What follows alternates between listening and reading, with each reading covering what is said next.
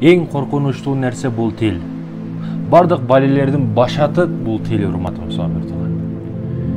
Сүйүктүү сапарлаштарым, бардык баленин башаты бул тил. Тил арысан босогондон комдонгон, бошоп кетсе өзүңдү да жеп койгон.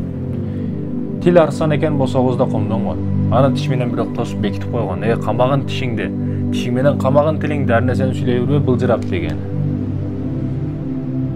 Тил арысан босогондон комдонгон, бошоп кетсе өзүңдү да жеп койгон. Жолборстун тили өтө тикенектүү экен. Анын тикенектери жада калса, о биздеги заборлордун краскасын дагы өчүрөт экен. Бул өзүнүн олжосун кармаган учурда этин бөлгөнгө, башкага жардам берет экен. Бирок бул тил эчтеке болбой калат. Бир адамдын тилин алды. Ал ким? Гыйбатчы, ушакчы. Ал гыйбатчы бул тили менен 60 жылдан бери бекем жашап келе жаткан үй бүлөлөрдү ажыратып жатат. Жакшы иштеп келген жаш кадрларды ишинен айдап жатат. Бул тилдин айынан, урматтуу. Тилдин айынан. Жашылга жетпейт ал гыйбатчы.